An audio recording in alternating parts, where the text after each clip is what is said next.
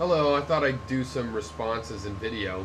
I had a practical reason because in answering video comment, not just regular comments to videos on YouTube, my replies to them just don't show up, and then they show up, and then they disappear, and then they show up again, and eventually, they stayed showing up, but sometimes some of them seem like they never show up. So I just thought I'd do a video response and go through them. The video in question is being versus becoming.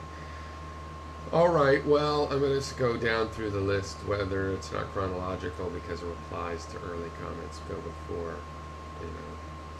direct replies, but anyway. Golden Cobalt noticed, he says, Buddha said this a long time ago, which is, Buddhists notice that all the time.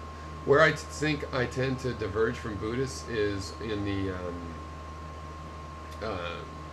I believe in progress. Whereas they tend to believe in cycle, from what I can gather. The other thing there is my namesake here that I take my handle from is philosopher. I do really like a lot, an ancient philosopher, Pyrrho of Elis, and he traveled with Alexander the Great to the East and brought back Eastern philosophy. So there is not a big coincidence there, but rather historical contact. M. Williams says, interesting thoughts, so thanks for that. Trent Holmes also appreciated the calculus analogy, which thanks for appreciating it, I guess. Yeah, and what he's talking about is a line segment. You can't make a line segment out of an infinite number of points because there's always a gap between the points. So you need to have concepts from calculus, and then those are metaphors for being and becoming. Listening Griffins wondered what I meant, or no, just said being is an error, question mark, I'd call it perfect, which just made me think of wanting to do a video on perfection. I like a concept of perfection that is like the artist's conception, perfecto. And, it's kind of the idea that it's perfect because I'm done fixing it anymore, or working on it anymore. It does have flaws, this work, this thing, it has a life, and it has flaws, and it's part of the perfection. So I find that a more useful and beautiful idea of perfection, and it still inspires us to make something really good, and it's worth being finished. If you think you can keep working on something, then it can be messy because, I'm going to work on it. The idea of something being finished does imply, we want to make it just right. It doesn't actually mean no flaws to me in my definition. Golden Cobalt asks about our doubts that the era of being is older than humans. I admit that. I use millions of years because really I think our closest relatives is the chimpanzee. As far as we know, a human being is a kind of chimpanzee. A chimpanzee is a kind of human being. Now we don't say that. And because we know at that level that it is separate. But where in the middle do we draw it? And it's not just a matter of science, because science establishes this lineage, but it doesn't necessarily identify a fundamental break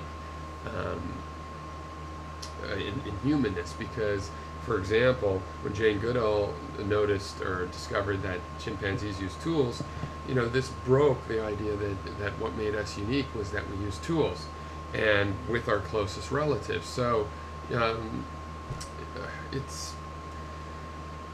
anyway, I admit that probably what we would think of as humans don't go back obviously that far, 6 million, no way, and we're not actually chimpanzees literally, but I can imagine as a type of chimpanzee that's not hard, but millions of years maybe.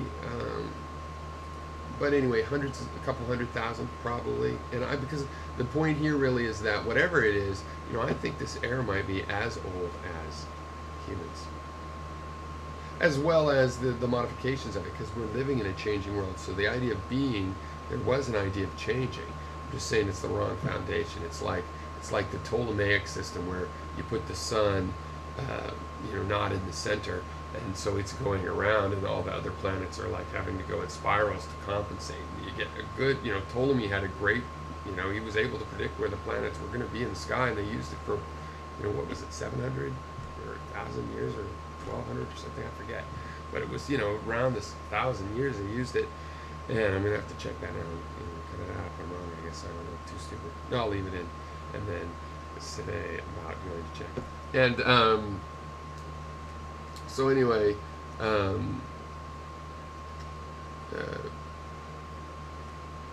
so that's the thing. I think putting the using the idea of becoming is just like saying, oh, the center is where where the sun is, and then all the other math gets simple and beautiful and graceful. Okay.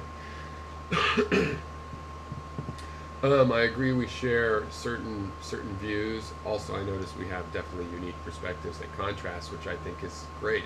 In honest philosophers, a real philosopher that's honest, you will have the contrast, and then but a certain shared perspective. Yeah.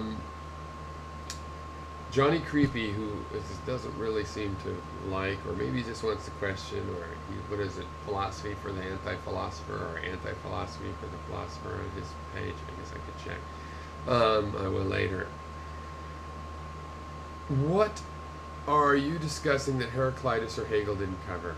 Well, I guess I've read both those philosophers, and I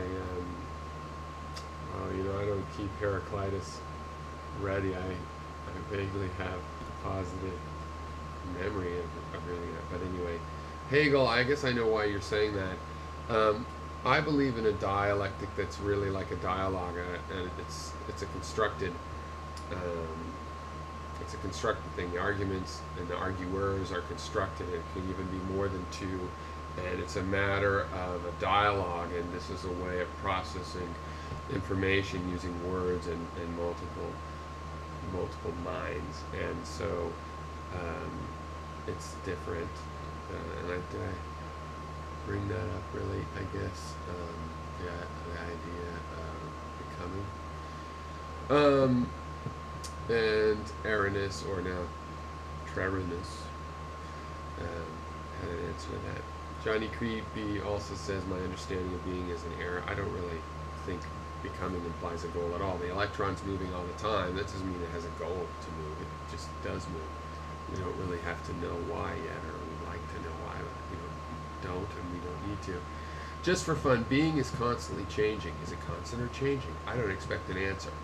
Well, what if you have a changing constant?